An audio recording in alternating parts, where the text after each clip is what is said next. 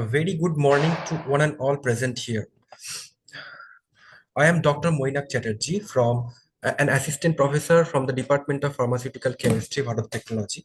And on behalf of our institute, I am welcome you all to the 7 days faculty development program on, uh, on the topic strengthening academic excellence faculty development program for the outcome-based new B.Pharm syllabus.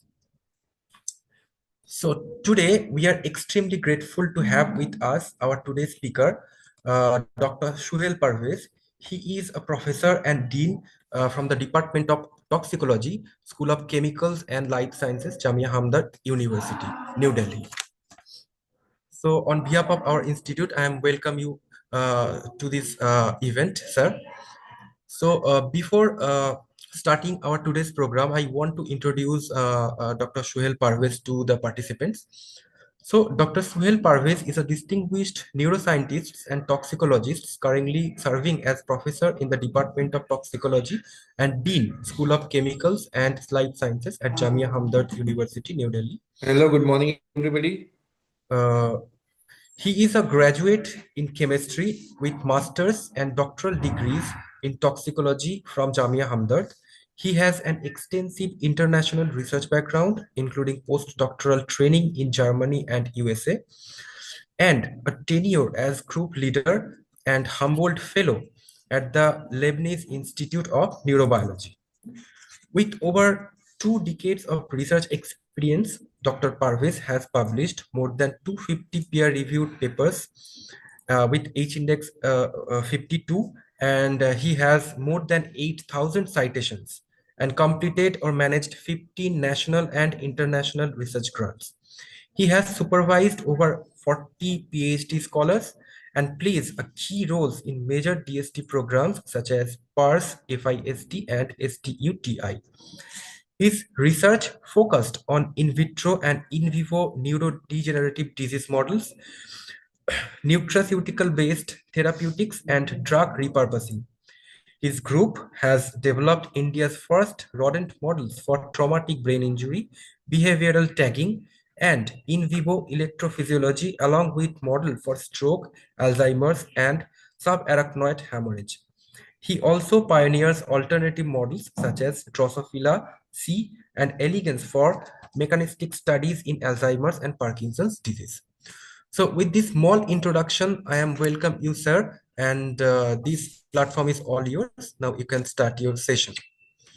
Thank you.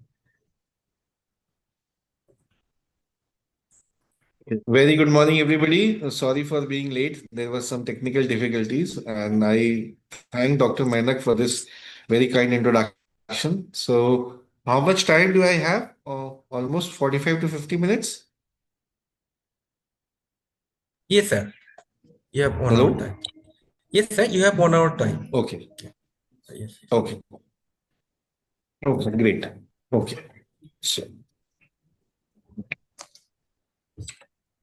So I will just share the screen and then we can start.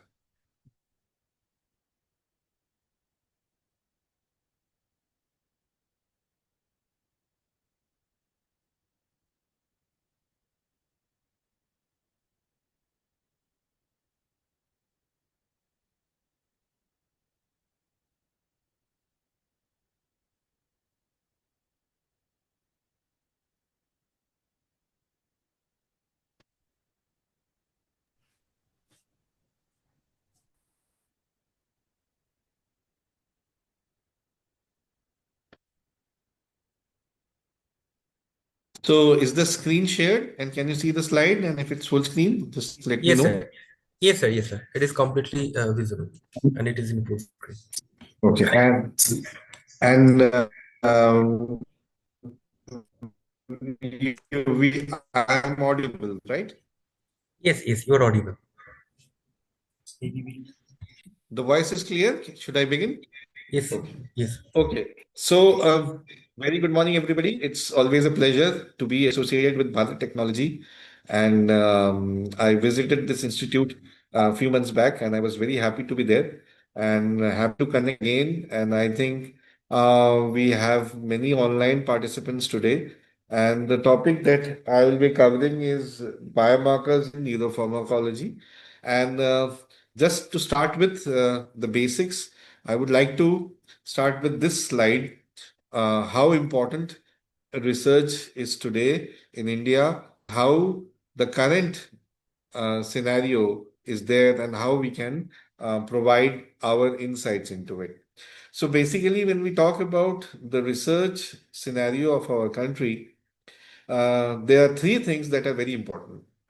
First thing is the idea, like what exactly will be the process by which we should get something going, whether it's an MSc dissertation of 6 months, whether it's a PhD program of 4 years, whether it's a research grant submitted by anything.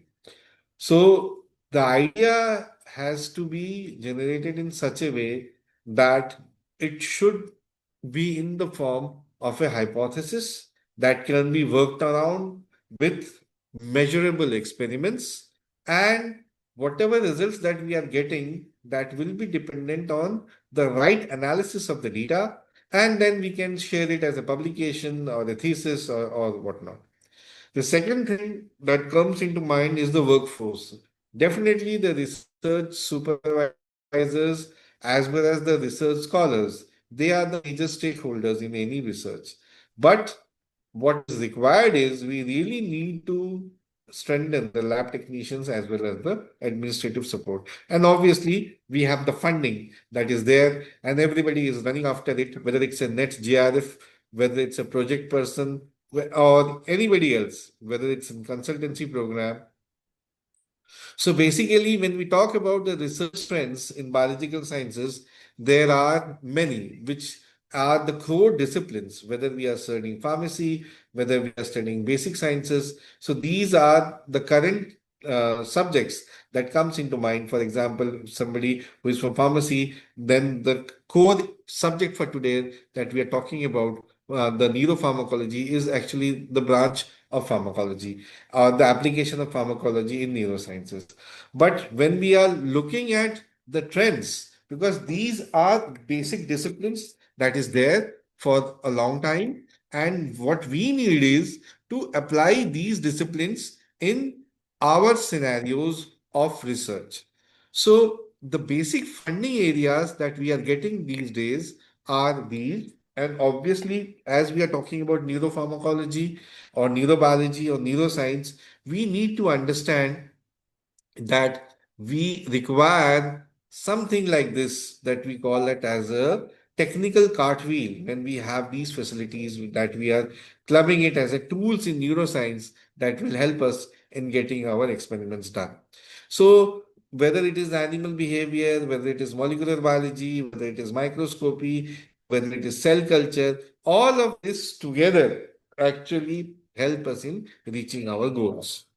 So when we are talking about neuroscience and health and disease, these are the major things that comes into mind. We sometimes talk about Alzheimer's disease, sometimes we are talking about Parkinson's disease. We say, okay, when there is dementia or memory related things, that is Alzheimer's. When there is movement disorders, there is Parkinson's. Then we have autism, basically in the children. We have schizophrenia. Then when we have this personality disorder, and sometimes we also talk about stroke. But to understand the whole basis about this, it is very important that we make sure we know the difference between a neurological disease and a neurodegenerative disease. So once we look into it, then based on the current etiology, we have several different things that comes into mind. For example, when we are talking about neurodegenerative disease, we have the dementia, that is a bigger umbrella, and within the dementia, we have Alzheimer's disease. We also have the Parkinson's disease, ALS, and Huntington's. So this neurodegeneration requires certain aging.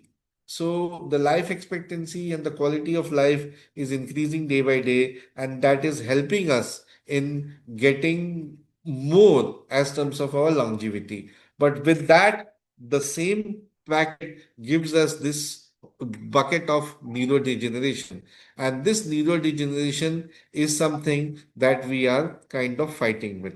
So, neurological disease also at the same time is full of its own share, where we have the stroke that is mainly clubbed as a lifestyle disease if it is happening in the age group of patients who are less in their age. But we also have something which is the traumatic brain injury that occurs mainly during the road accidents. We have epilepsy and all. So what we are going to do is we are going to take one from the neurodegenerative disease and one from the neurological disease and try to understand if we have something like this, how exactly should we study about it, how exactly the neuropharmacological basis should be there, and how exactly these markers should be helping us in getting a study done. Okay, so when we are talking about the neurodegeneration or anything, we have to first focus on a disease model.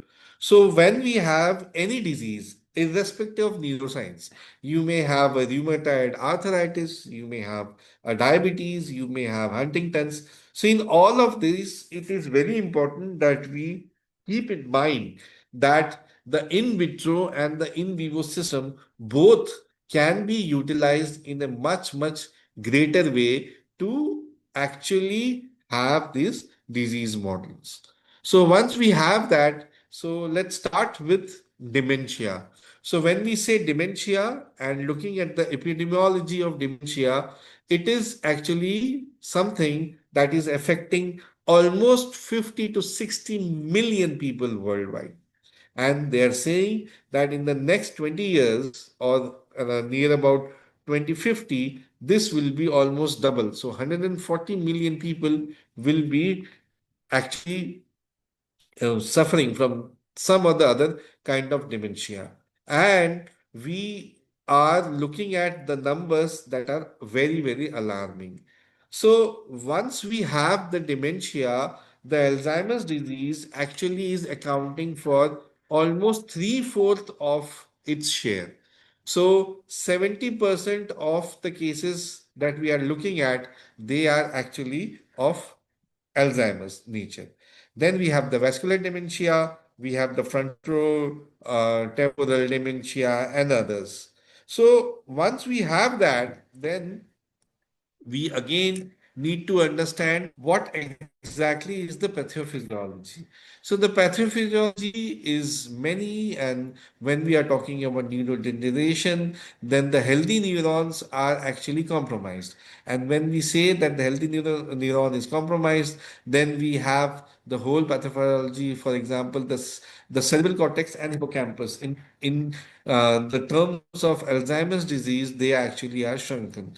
And because of that, there is this enlarged ventricles, and there are two major evidences that have been proved repeatedly. They are the tau neurofibrillary tangles and the beta amyloid plaques. Now, these two things actually are implicated in the pathophysiology of Alzheimer's disease.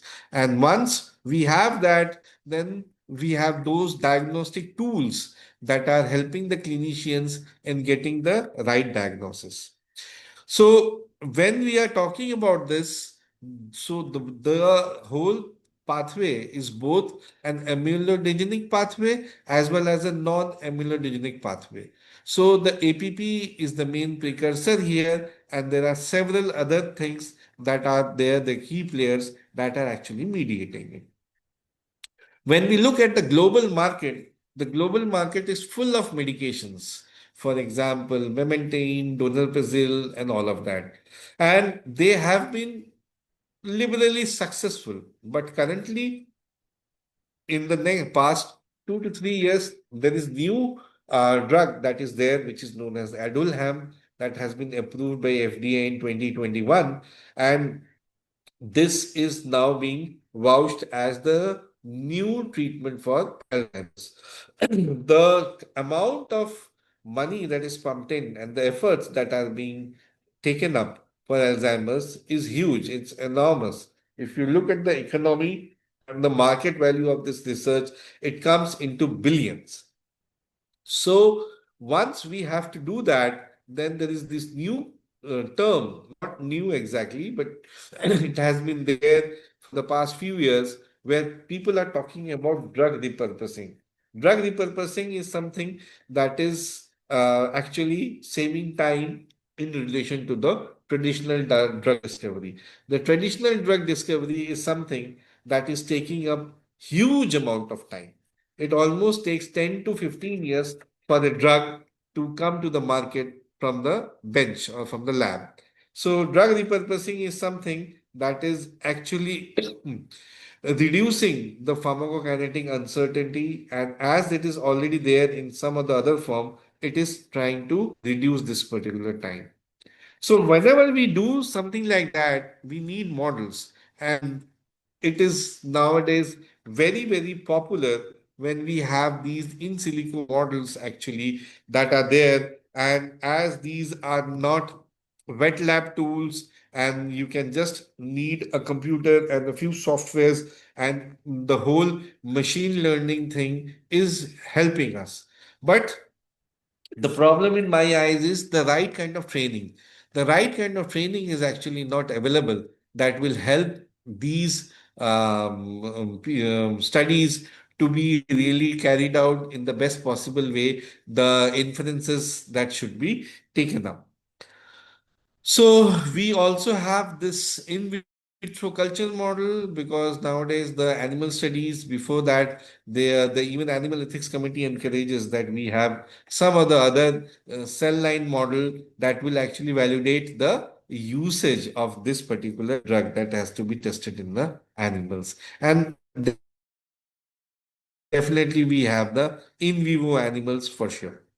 So when we have these in vivo animals, there are certain ways that which is doing, and the beta amyloid is one of the major drugs that has been taken to actually inject it via the ICV model in a rat and then treat it for inducing the Alzheimer's disease like symptoms, and then you can test your own drug and and do the experiments.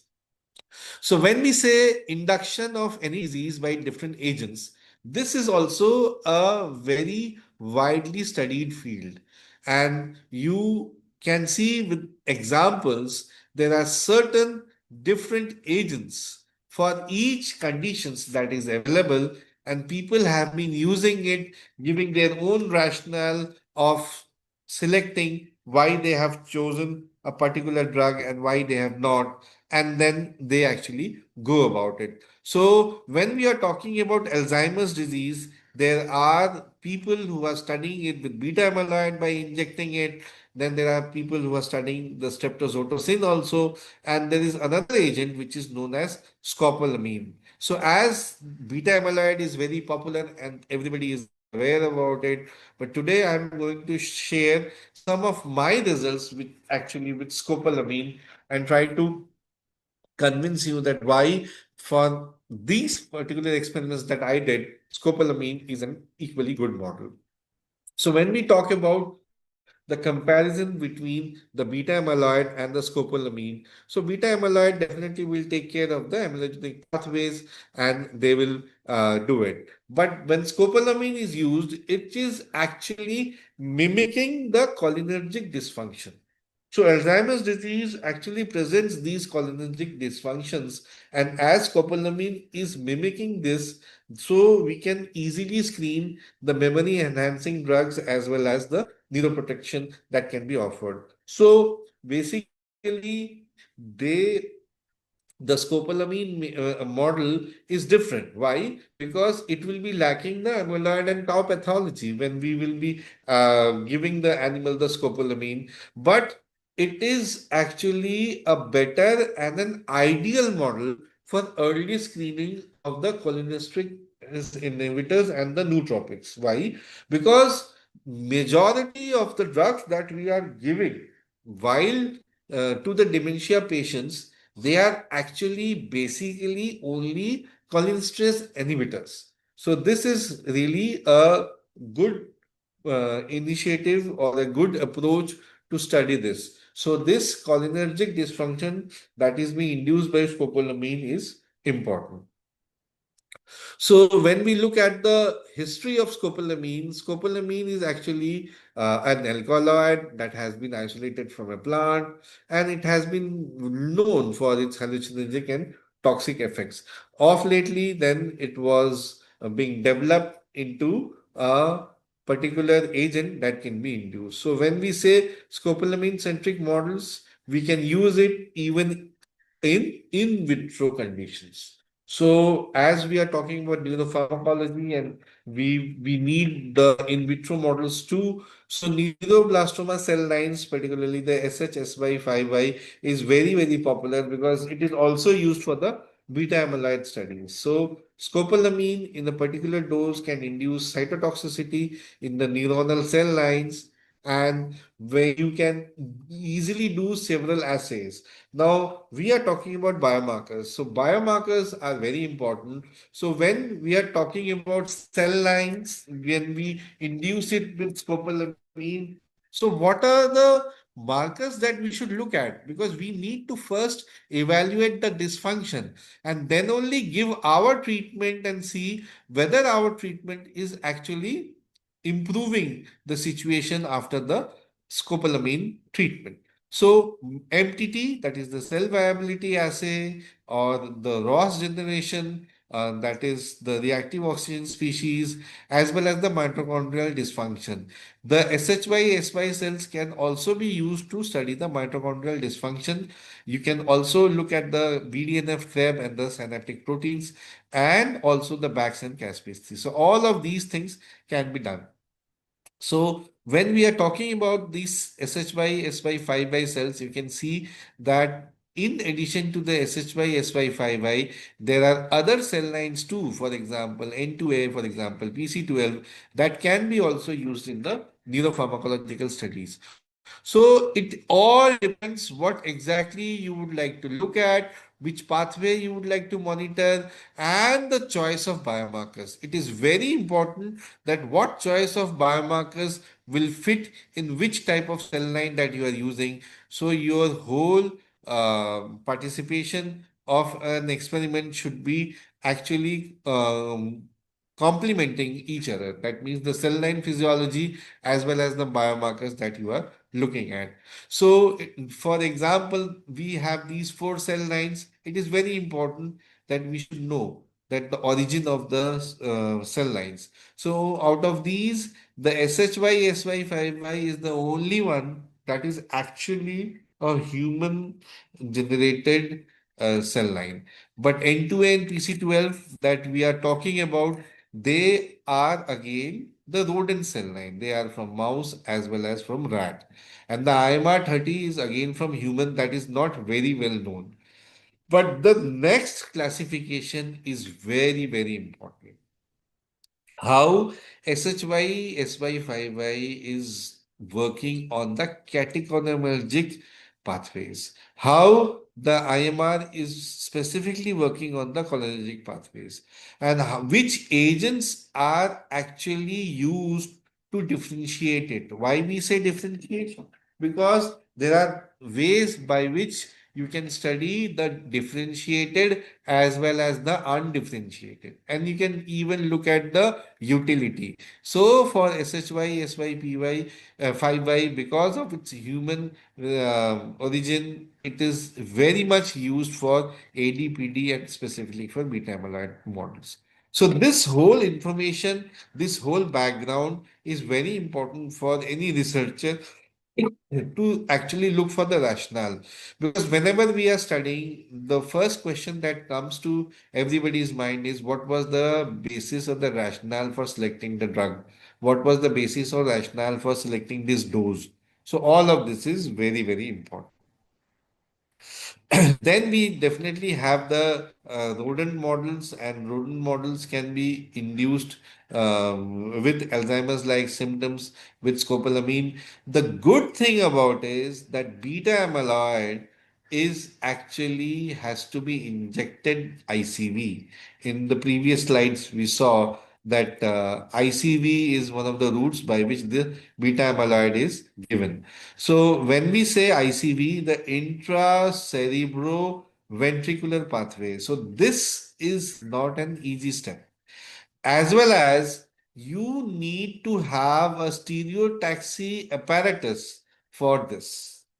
So this is not available everywhere, and the stereotaxic apparatus usually costs around 10 lakh rupees.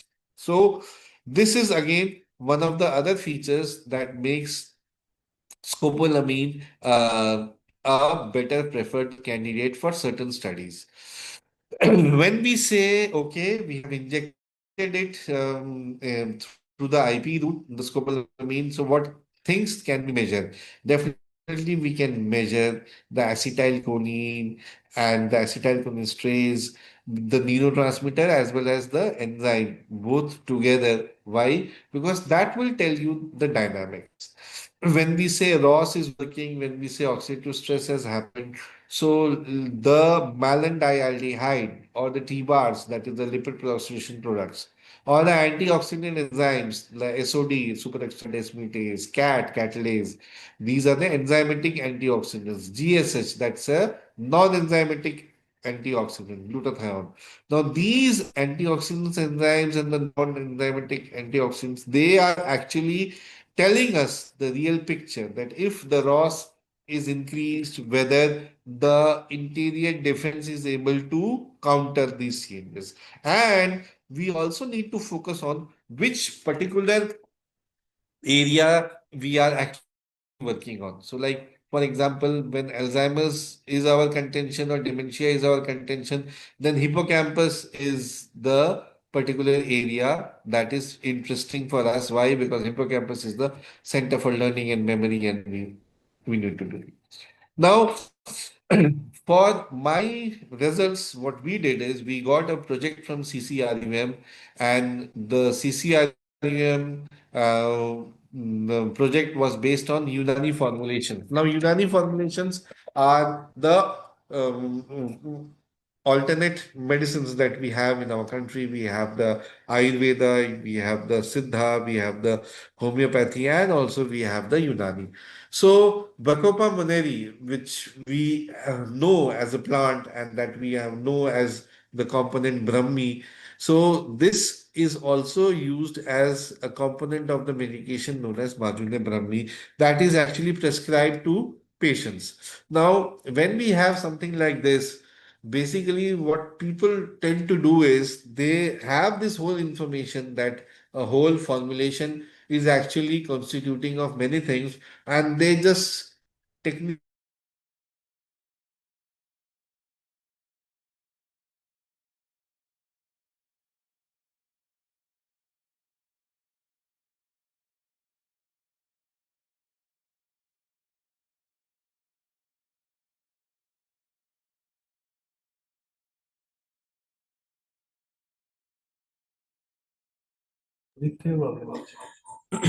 Hello, sir, are you there?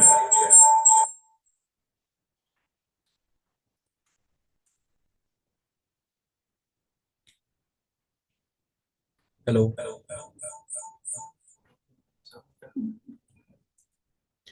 I think our speaker has been disconnected. We are trying to reconnect him again.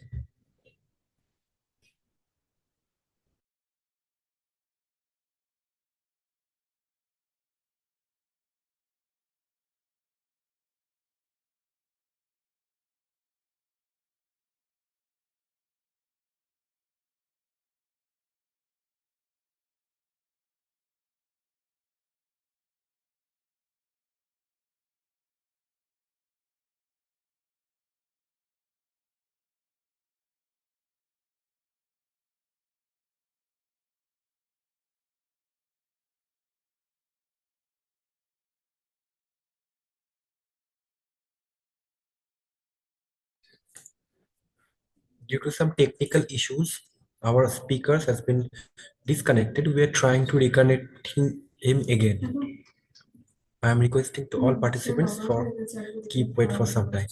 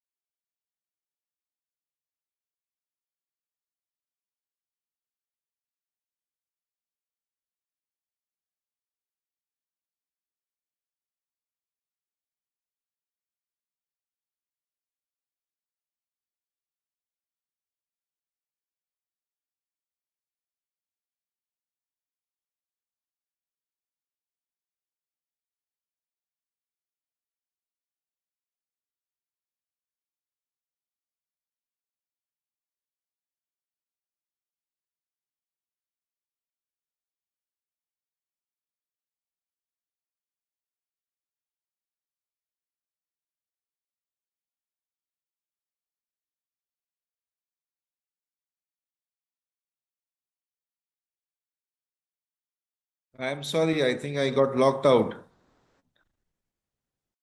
Yes, sir. Yes, sir. Now you can start the Tell presentation. me how much, no, Sorry. but when exactly I was logged out, can you just tell me? One second. হ্যাঁ হ্যাঁ হ্যাঁ Hello. ওটা তো আমাদের কাছে নেই স্লাইডটা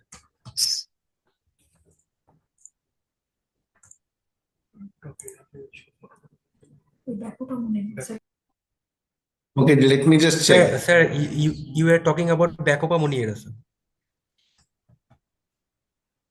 Okay, then Yeah. it's not that much, then we didn't lose much. Okay. Yes, yes. Okay, so you can look at the entire constitution of Majune Brahmi, and here the Brahmi booty is like the whole plant is actually the major constituent of Majune Brahmi. So what we did is we took the whole Brahmi formulation and we designed something like this. We took the cell, and for the Bacopa monary specifically, we took the N2A cell line and we did some Drosophila experiments also for the before we did ventured into the animal studies. Now, why exactly we did the Drosophila studies was we actually have the transgenic Alzheimer's flies in our lab. So when we say transgenic Alzheimer's flies, that means is that our flies are having the subset of this Alzheimer's disease, and because of that, we can test our compounds and see whether this efficacy is reflected in the Alzheimer's fly. And we did some neurobehavioral assays and we got very good results. So, due to the paucity of time, I will skip this part and directly focus on the in vivo experiments that we did. So these were the cell first the docking studies we did the cell culture studies, and then we did the Drosophila studies, and then we went into the neurobehavioral parameters. Now, very important, whenever we do any neuropharmacology, as per current trend, what it is being shown is that neurobehavioral experiments are one of the very critical biomarkers that are important. Why? Because just looking at the molecular markers or the levels, we will not be able to actually visualize the real effect. So, neuroscience has given us this power. Neuroscience researchers have developed these tools that are very coherent with the current needs. And if you can really cover both these areas, and if your neurobehavioral results are reflective of whatever you are seeing in your molecular studies, is very, very important. So you can see here is these the cursor is maybe moving. Is the cursor visible? Can just somebody say yes or no? Is the Yes. cursor visible? Yes, sir. Yeah. Yes, sir. It So you is. can see. So these are actually the track plots. This is from the software Animaze that is actually monitoring these animals while they move. I hope you can see the video also. Yeah. Yes, sir. Yes, sir. Yeah. So this actually is looking at how exactly the animals are moving and how they are finding the objects. So, this particular experiment that you are looking at, this is the representations of the movement of these animals. And this is a novel object recognition practical or experiment that we did. So, what it does is that two objects are kept. For example, you can see here they are will be similar in the beginning, and then you will keep one object which will be novel.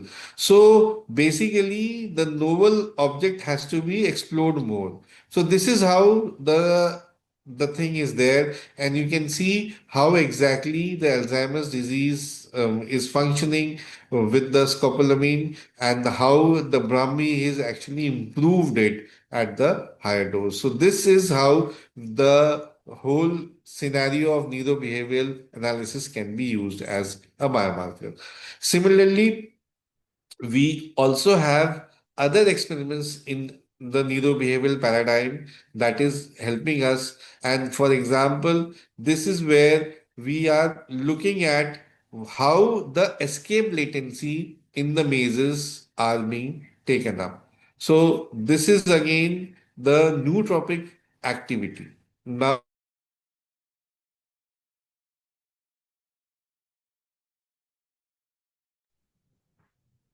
Sir, your voice is not coming.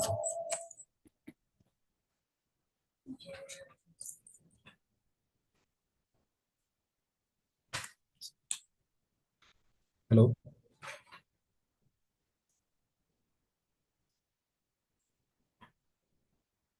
again.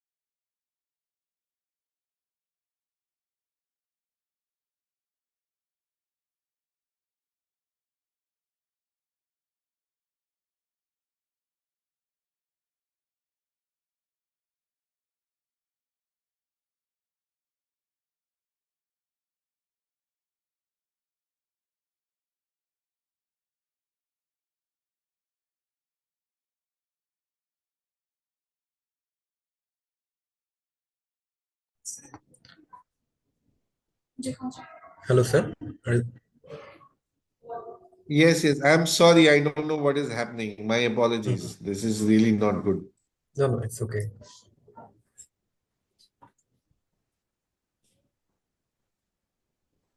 Is the screen shared? No. Yes, yes, yes. Okay, let's try again.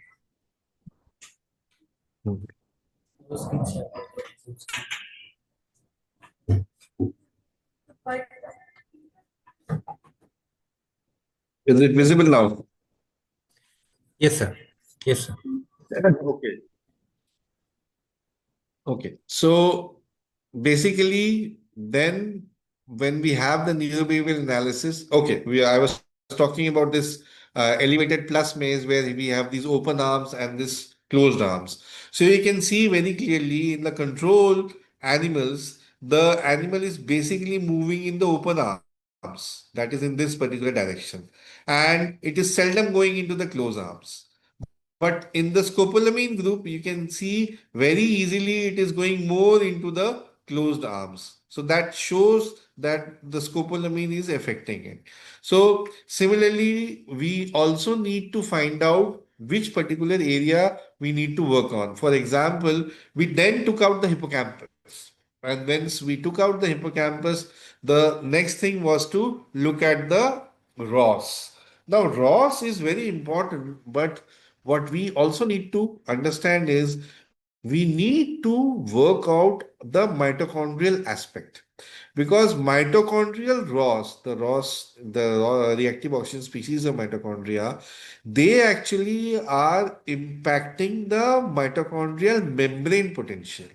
And when the mitochondrial membrane potential is impacted, then the whole cytochrome C, which is safe for us while in the mitochondria, it gets leaked out and it goes into the cytosol. So once it goes into the cytosol, then that is not good news for us. So basically, to check how exactly the mitochondrial ROS and the MMP behave, we have these nice facility of flow cytometer where we did these experiments for looking at the hippocampus based mitochondrial ROS production as well as the mitochondrial membrane potential.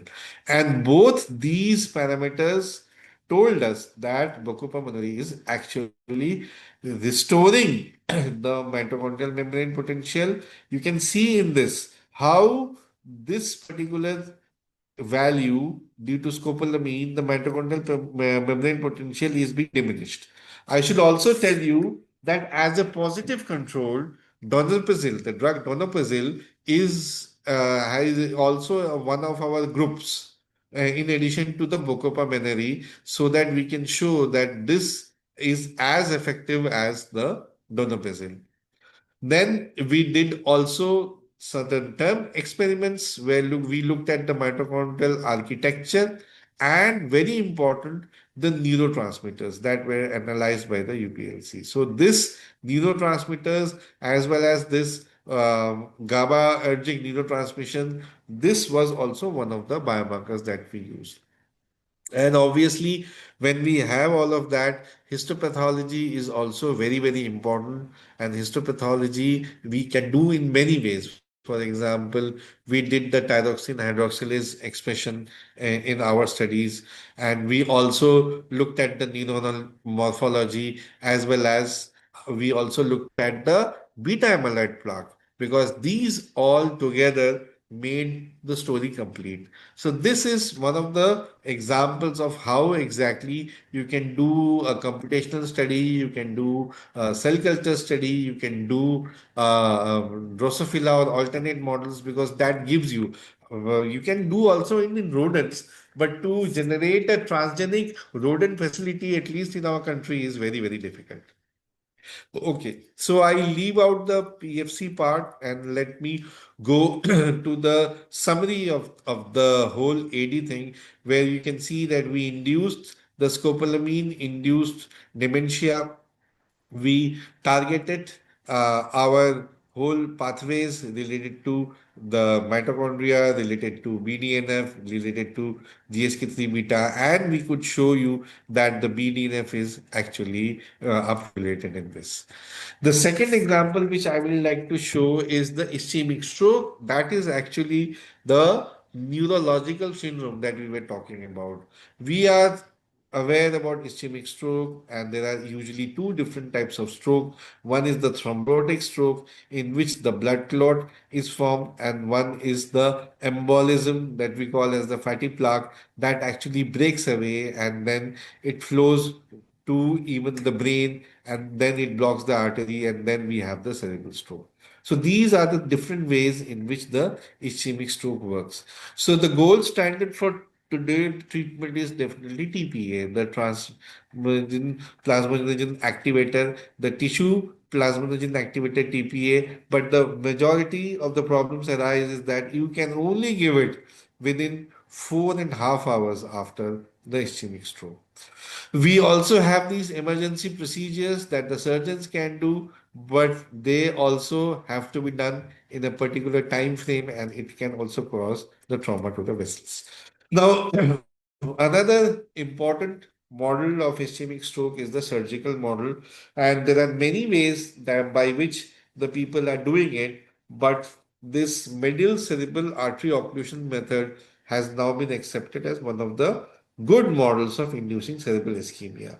So basically, what happens is that you have to expose the central carotid artery. This is a surgery based issue. And then via the external carotid artery, you have to guide through the internal carotid artery and reach the middle cerebral artery. So that is why we call it as a Macau. That is middle cerebral artery occlusion, MCANO.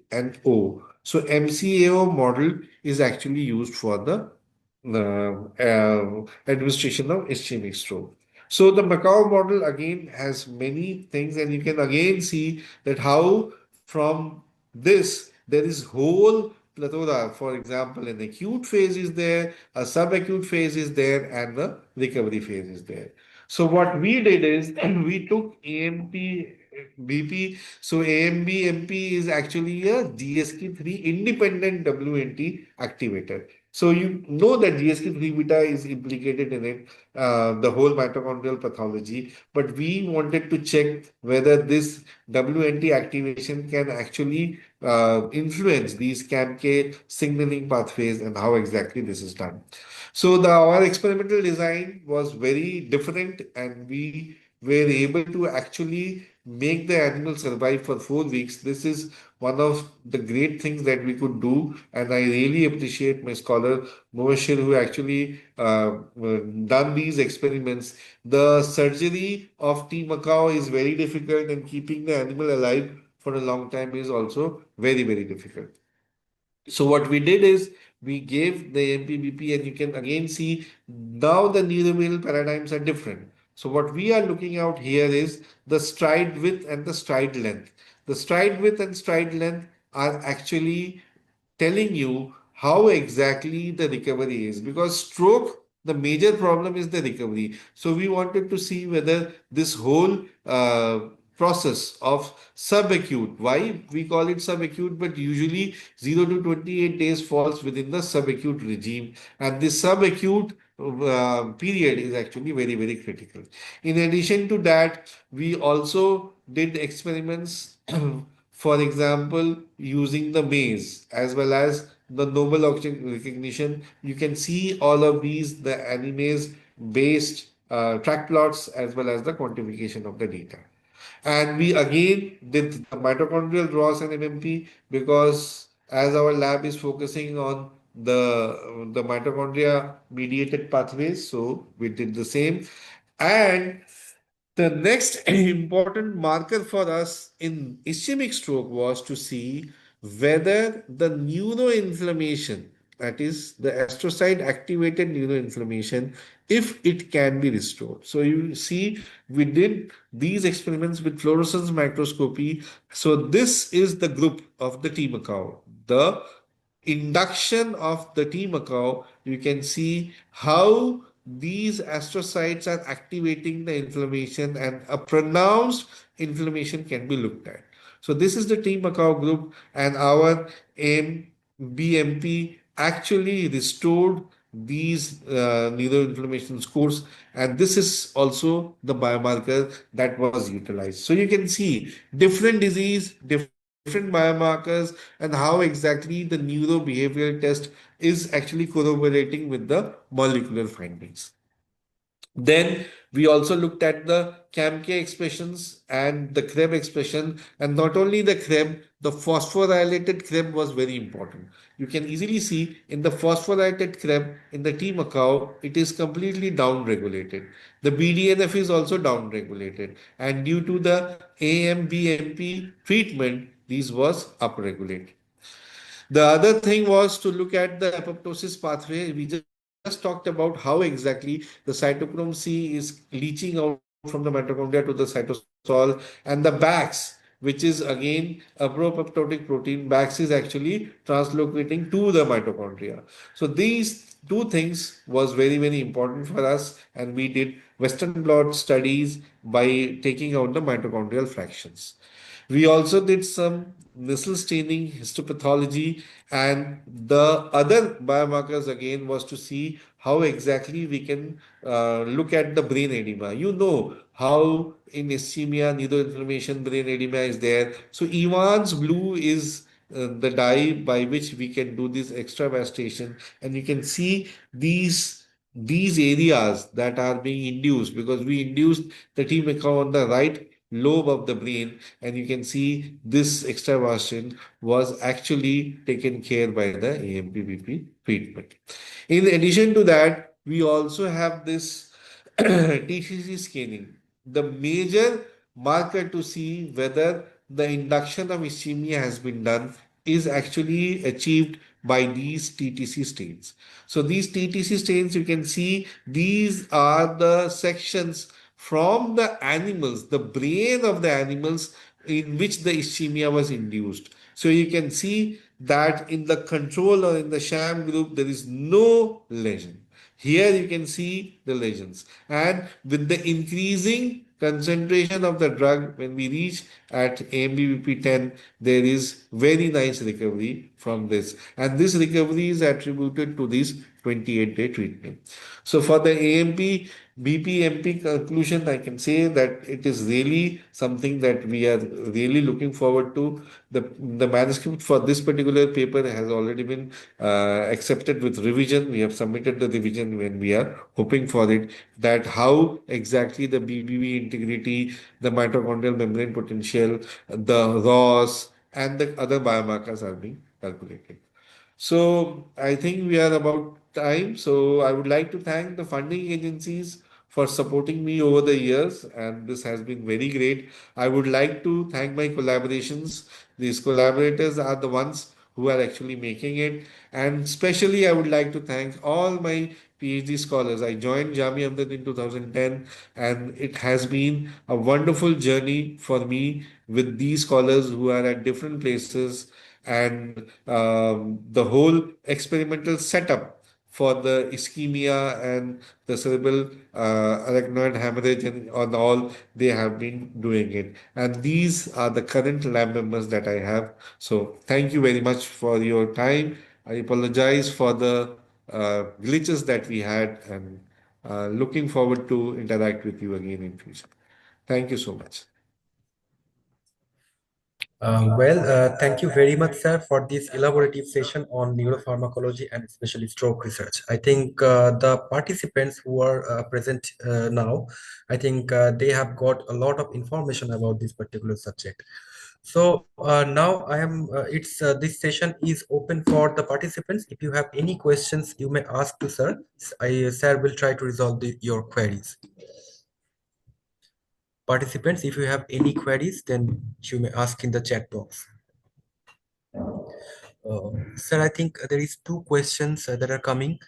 So first is from Dr. Abhishek Roy. He is saying that kindly explain the rationale behind choosing two particular doses, 90 milligram per kg and 180 Yeah, milligram per kg of Brahmi. yeah.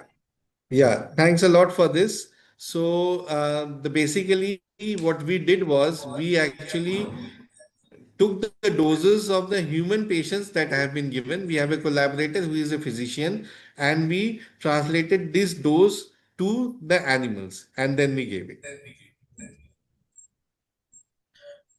Okay, okay. So, And then I can see a question about mitochondrial dysfunction. So that is why I'm telling you, it is a whole thing. The mitochondria is a very good target for studying it. And what we can do is, the first thing that we need to study is, first is we need to study the ROS, the reactive oxygen species, specifically in mitochondria. And if the ROS is elevated, the next target should be two. First is the electron transport chain. Why? Because disturbances in the electron transport chain is actually leading to these mitochondrial disturbances. So there is a very nice way you can do it. We do it in our lab. Due to paucity of time, I didn't show it. You can run a Western blot where you can analyze all the complexes together in a single gel. And in that gel, you can show the complex 1 to 5 how they are behaving. So first you do the ROS, then you do the electron transport chain integrity, then you do the membrane potential, and then you do the cell swelling. Because mitochondrial swelling is also one of the aspects. Based on that, if all of that is showing you that there is more role, then you can go for cytochrome C, that is leaking out from the mitochondria, that like we do. We also can do the pro-apoptotic protein and the anti-apoptotic protein. We can do the BAX and the BCL2. So all of these are specifically for the mitochondria. And if you even want to go further, for example, like we do sometimes, you can even look at the mitochondrial fission and fusion proteins. They also can be looked at, and the whole mitochondria is a very interesting domain. I have been working for the past 20 years on it, and still I don't have enough from it. So, thank you. well, thank you very much for this for your answer, elaborative answer. So I don't think there is much questions more. So, dear participants, if you have any more questions, you may ask. Otherwise, we will conclude the session. So now I am requesting our technical team to show the certificate to sir.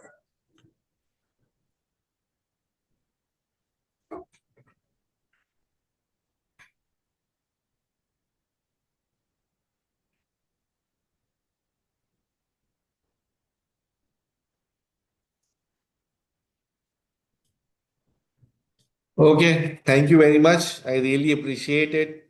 And the whole efforts that have been given by Dr. Shoma and others is really very, very encouraging. And again, glitches happen. So the flow was disturbed for a couple of times. But thanks a lot for all of you. And if I get an opportunity again, it would be wonderful. Thank you so Good much. afternoon, sir. Thank- Hello. Hello. Hello. Good Hello. afternoon. Good afternoon, sir. Just Good afternoon. actually, there is a problem in the link. That's why I took the audio option. Actually, can I No. just interact for a few minutes? Yes, Yes, yes, please. please go ahead. Sir, can I know the actually the choose as you choose here Brahmi Backup Maniora as the perfect drug? What may be the basics actually? Why did you go for this particular plant actually? Yeah, Whereas so as many I told variants are you, there. no, I didn't go for the plant. I went for the Unani formulation. So as I told you Oh, before, it was part of the CCRM project. In CCRM project, what we usually do is we have to look at diseases and how the alternative medicines per se are interacting. So as I said, usually what happens is we usually go for the ingredient that is there. So we didn't go for the ingredient. We took the whole extract, the formulation part that is being done. And as I showed you in the literature, the co-PI of our project, who is actually a physician, he has reports showing that Majune Brahmi that has been given to patients has this phenomenon of neuroprotection related to memory. So we wanted to test it, and nobody has done this before in an Alzheimer's model. So we did experiments with cell culture, we did experiments with Drosophila transgenic model, and as these results were indicating neuroprotection, so we went ahead with the rodent model. And not only Majune Brahmi, in our project we have two more drugs, so we are even doing that. So the main basis of this was the clinical perspective, the clinical application that yes, it is actually helping out the patients. no, sir, clinical trial is completed. No, Actually. clinically it is already been given.